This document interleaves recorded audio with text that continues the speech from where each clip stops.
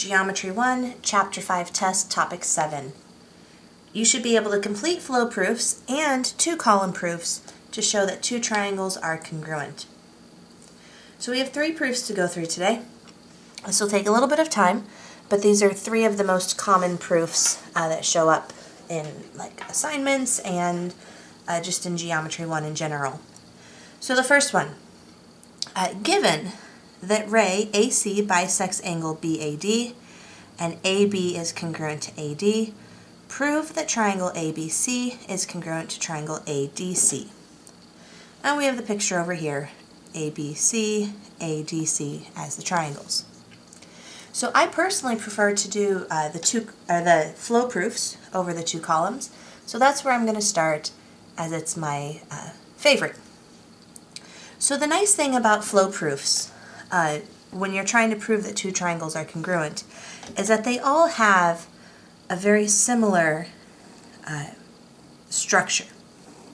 They're all going to have, more or less, not every proof has to be this way, 3 parts, 3 boxes. And the reason for this is because the rules that we're going to use, side, side, side, side, angle, side, angle, and angle, angle, side, all have 3 letters to them. And those 3 boxes will come together when you use that rule to give you 1 box. Now sometimes the proofs have extra boxes out front, precursor boxes, as it's been called before from my students, and sometimes there are extra boxes at the end, depending on exactly what you're trying to prove. But here, let's see. AC bisects BAD. Ray AC bisects angle BAD. Now, this statement right here is actually going to cause an extra box out front. And the reason for that is that bisect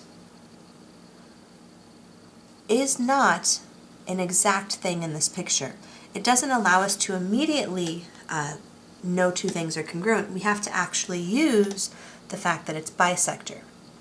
So what does it mean that AC bisects angle BAD? Well, angle BAD is the big angle. AC bisects it. That means it cuts it in half, which means we have 2 equal angles. So our given actually goes out front. AC bisects angle BAD. The statement goes in the box, and underneath the box is the reason, and we know that's true because it's given. Now the nice thing is that in this class, anytime that you're given a bisector, the thing that comes next has a justification of the definition of bisect,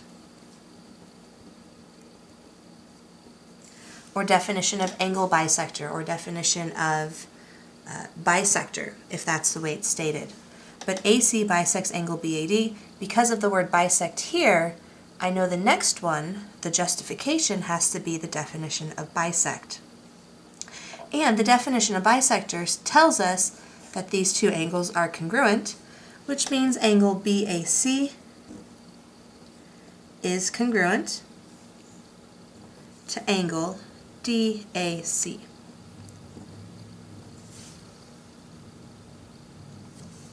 Now the second line gets the second given. The second given says AB is congruent to AD. That allows us to immediately mark on our picture AB is congruent to AD. We don't have to use any definitions. We don't have to use alternate interior angles, nothing like that. So that goes directly into our proof. AB is congruent to AD, and the reason is given. Now the third box is the one that we actually have to decide on. The third box, though, has a tendency to be one of 2 things: reflexive property or vertical angles. So the question becomes, which is going to be related to this picture? Well, reflexive property is when the triangles share a side. Vertical angles will occur when your picture has an X in the middle of it, something kind of like this has an X across here and across here. That's a pretty big indicator of vertical angles. Here though, in our picture, we don't have that. We actually have though AC being used by both triangles. So we can mark AC congruent to AC. And that goes in the box. AC is congruent to AC. Now if you want to say AC is congruent to CA, that's fine also. The reason is a reflexive property.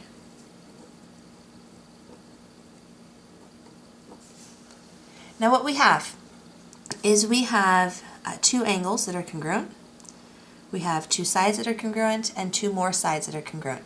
So we have an angle, a side, and a side. We'll look at one triangle only, maybe the top one. The angle is actually between the two sides. This is side, angle, side. And this first box right here, the justification below it will always be one of the congruency rules. Side, side, side, congruency, side, congruency, angle, side, congruency, angle, side, angle, congruency, or the HL theorem. One of those five will go here. The one that we need is side, side congruency.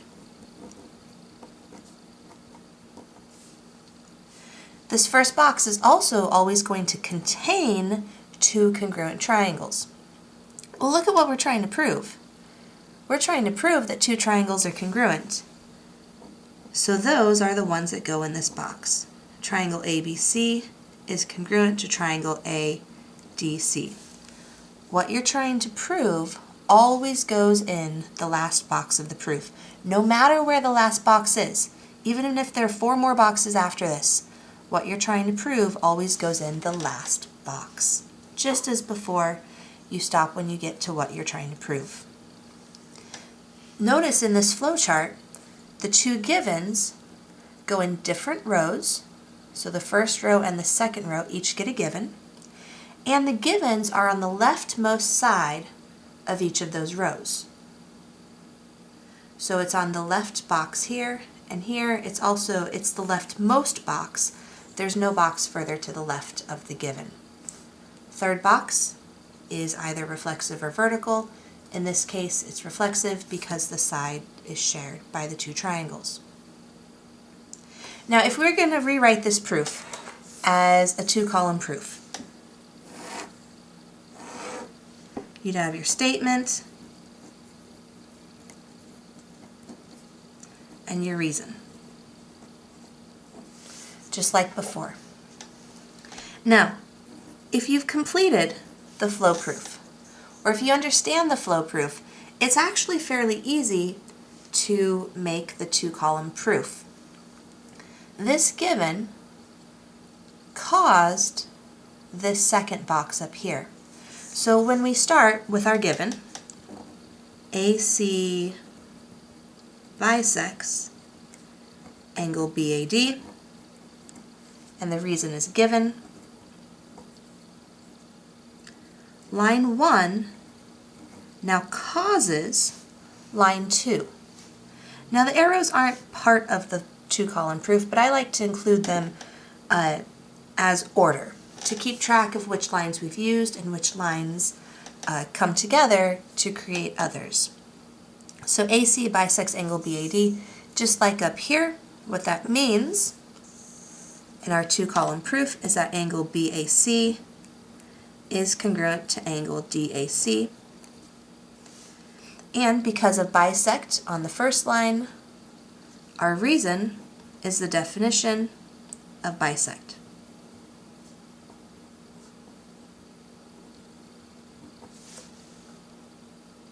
Now we go back up to our proof. The given, when on the first line, caused a second box. So our first given caused a second line. Now we have a second given, which we can put on line 3. Now, if you prefer to put the givens on the same line, you're welcome to. It's just a preference. I prefer to put them on 2 separate lines. Lots of teachers and mathematicians prefer to put them on the same line. But here's my second given. AB is congruent to AD, and that's given. Now notice, there's no arrow between the given and the third box. The third box, reflexive or vertical angles, is based off of the picture at the top. So here we can go straight to line 4 and use the reflexive property. AC is congruent to AC, and the reason is reflexive property.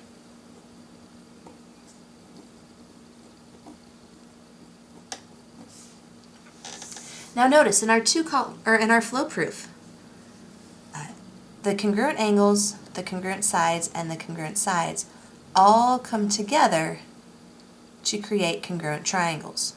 So down in our 2-column proof, line 5, we have a side, AC is congruent to AC. We have an angle, angle BAC is congruent to angle DAC. And we have a side, AB is congruent to AD.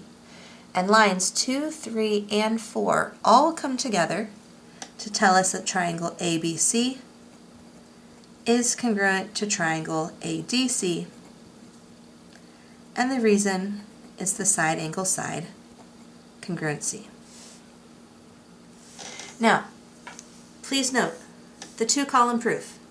5 statements, 5 reasons. 2 columns, you label statement and reason, and you number your lines. The arrows aren't required to be correct, but they are quite helpful. The flow proof has 5 statements, and we put boxes around them instead of numbering them, and we have 5 reasons underneath the boxes. These arrows are required. Please make sure they are flowing with direction to them. But the 2 proofs are ultimately the same information presented in 2 different ways. You will be expected to be able to complete both on the test or the quiz. You'll be asked to complete a flow proof. You'll be asked to complete a 2-column proof. You may also be given an opportunity to use a proof of your choice. So if you prefer a paragraph proof, you're welcome to do that too, if given the option. My personal preference is the flow proof, and I personally would probably sketch a flow proof prior to doing the 2-column proof, but that is up to you. If you like the 2-column proof better, go for it, as long as you are getting the reasons and the statements correct and in a correct order. That is perfectly fine. The second common proof here. Given AB is parallel to DC and AD is parallel to BC, prove triangle ABC is congruent to triangle CDA. And again, I prefer to start with a flow proof. I'll have my 3 boxes representing sides and angles, and then those 3 boxes will come together using side, side, side, side angle, side, and so on to produce congruent angles. Now, I always leave space out front just in case. We might use it out front, we might not. But let's look at the givens. AB is parallel to DC. Now, as I said before, these 3 boxes are going to represent sides and angles. That given is not a congruent side or congruent angles. It's parallel. And what that means is that we need a box out front for that statement. AB is parallel to DC. Given.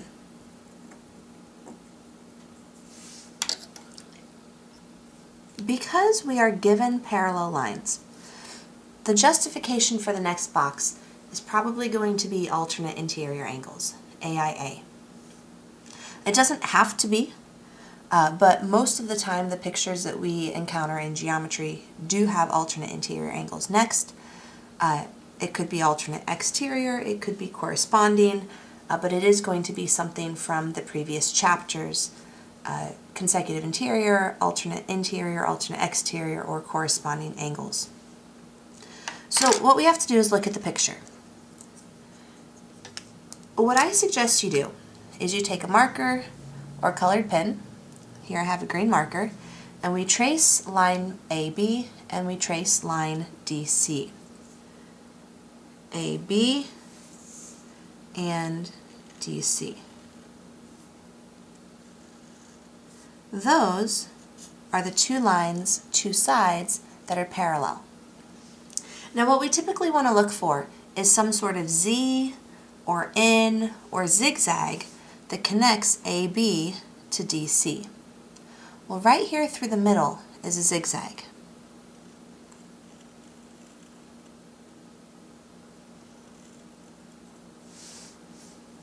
From B to A to C to D. And that picture, that zigzag, is going to give us the congruent angles that go in this box here. So notice, if this folded, similar to an accordion, this angle and this angle would be folded into. So what you can do is when you go to list the angles, start at one end of the zigzag, like B, and then trace along the line that you colored. From B, we color to A, and from A, we color to C. Angle BAC.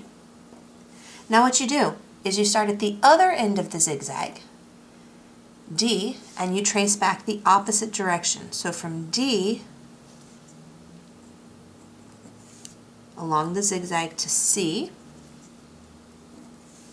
and now we go up the zigzag to A. And what we have here are alternate interior angles. Theorem. The AIA theorem, the alternate interior angle theorem. Because these two angles, BAC and DCA, would be alternate interior angles. It's a lot of work for one given, but once you've done it several times, it will go fairly quickly. I do suggest using the colored markers or highlighters or pens or something, tracing it to help you see what your angles are. Now we look at the second given, moving right along. AD is parallel to BC. Again, here we have angles, that's perfect.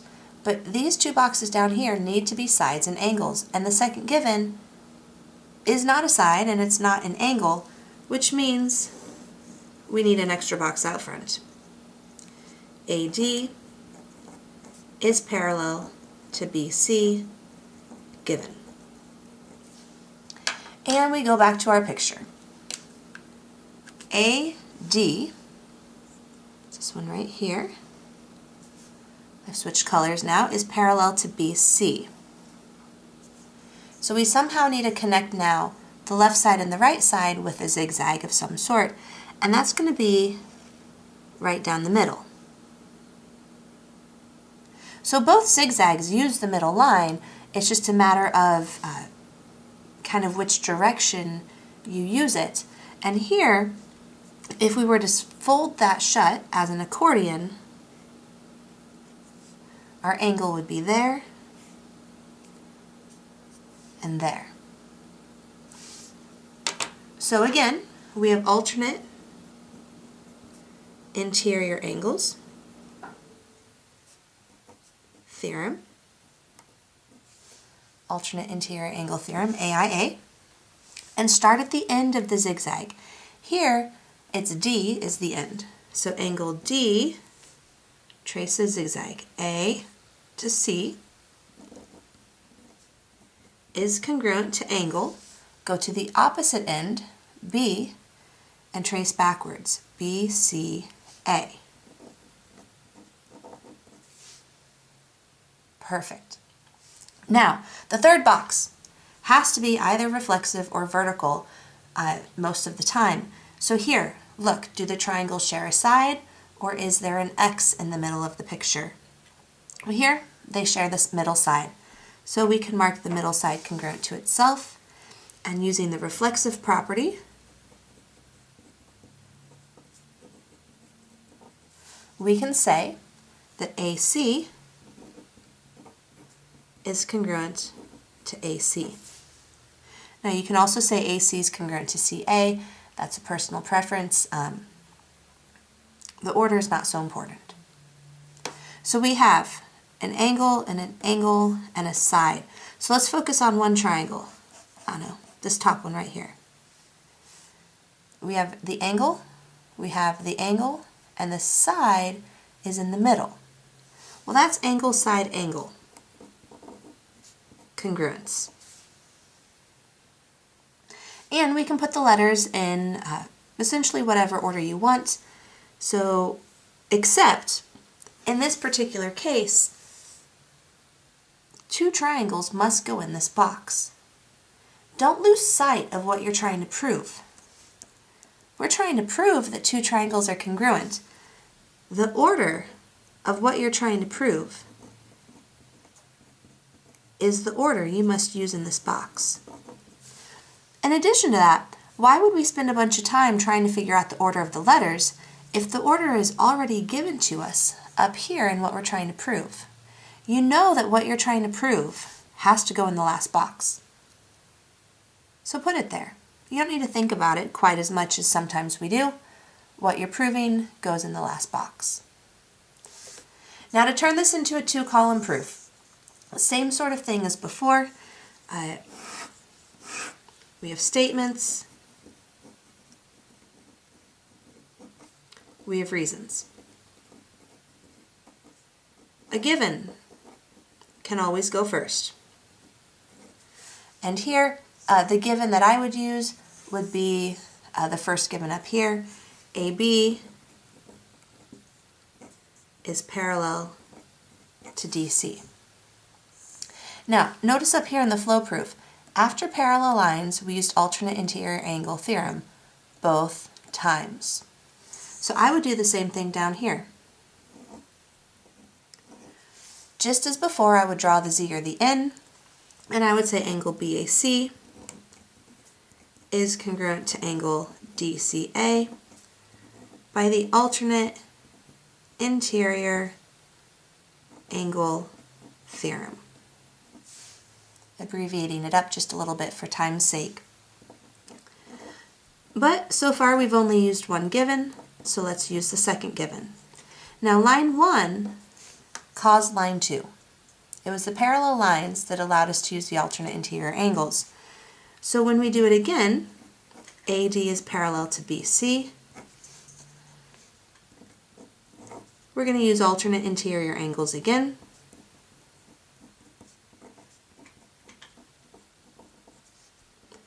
Draw another Z in zigzag, whatever it happens to look like, and we get angle DAC is congruent to angle BCA. Line 3 was used to get line 4. So far, our 4 lines in our in our two-column proof come from these 4 boxes in our flow proof. Well, we still need our third box, because here we have an angle, here we have angles. We need one more piece of information, and that's our side. AC is congruent to AC by reflexive property.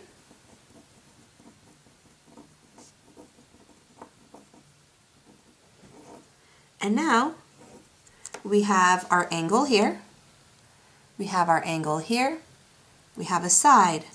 Those 3 pieces of information can be put together to finish the proof. Angle ABC is, triangle ABC is congruent to triangle CDA, and the justification is angle, side, angle congruency.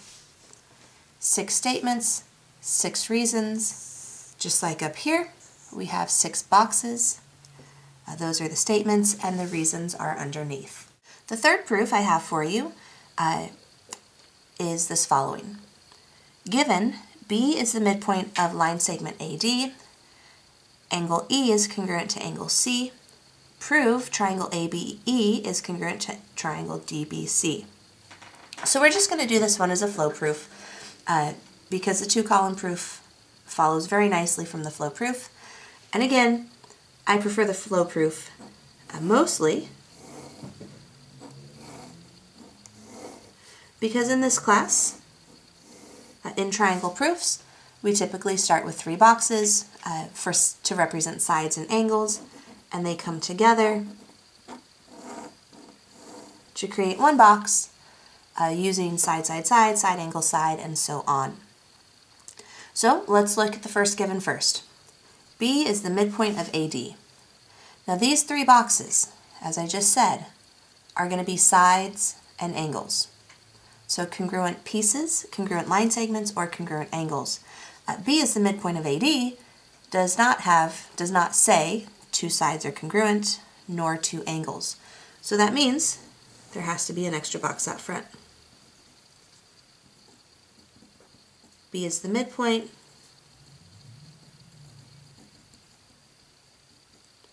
of AD, and that's given. Now, the extra box out front, I tend to put mine first in the proof, but it doesn't have to be first. If these givens had been written in the opposite order, angle E is congruent to angle C was first, then this extra box out front would have actually been in the second row. Probably. You could also just rearrange the order of your givens. It's not particularly important one way or the other. It doesn't have to go first. For me, that's just where I tend to put it. So the question is, B is the midpoint of AD. What does that mean? Well, midpoint means it's in the middle. It means that it has cut the segment AD into 2 congruent pieces, which means AB is congruent to DB. AB is congruent to DB. And the reason is that that's what midpoint means. That's the definition of midpoint. In fact, if you're given something as a midpoint, pretty good chance the justification, the reason, underneath the next box is going to be the definition of midpoint, and that what's in the box will be 2 congruent pieces of your picture. Now we move on to the second given. Angle E is congruent to angle C. The question becomes, does that get an extra box out front? Well, what we're trying to get in these boxes down here are congruent angles or congruent sides.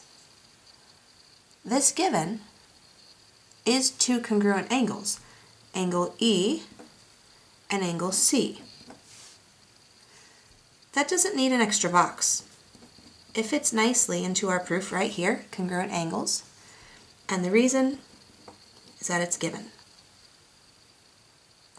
Now the third box, most of the time it's going to be reflexive or vertical. So the question becomes, do these 2 triangles share a side, or do they make an X in the middle of the picture? So we can see right here, E to C and A to D make an X in the middle of the picture. And because of that, we're going to use vertical angles as our reason.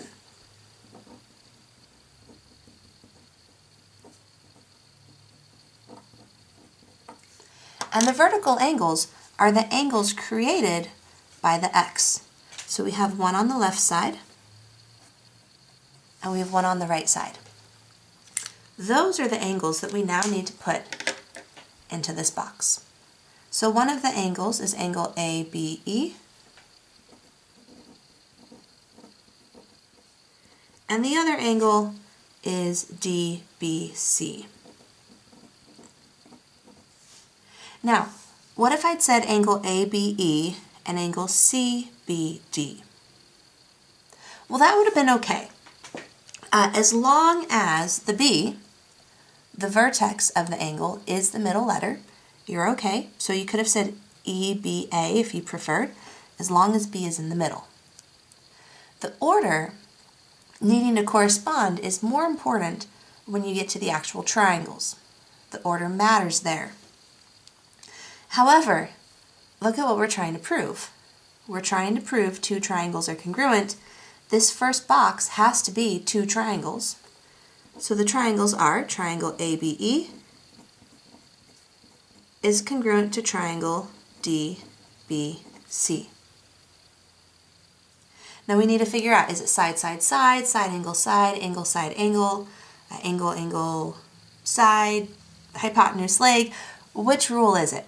So we look at the picture, we focus on one triangle, maybe the left one. Angle E is marked congruent. Angle B in this triangle has congruency marks, and we have a side. In our proof, we have a side, we have an angle, and we have another angle. So the question is it angle, side, angle, or angle, angle, side? Well, look at the picture.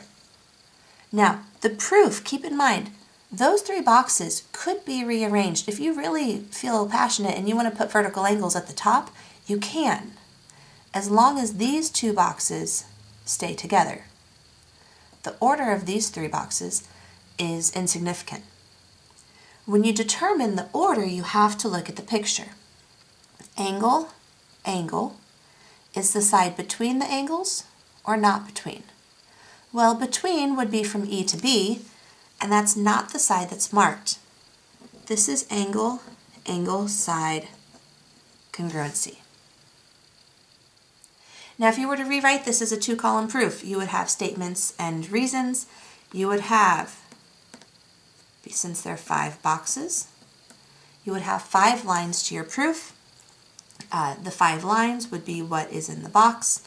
The 5 reasons would be what are underneath the boxes. And as long as this box right here comes after this box, and as long as this box goes last, you've got an acceptable two-column proof.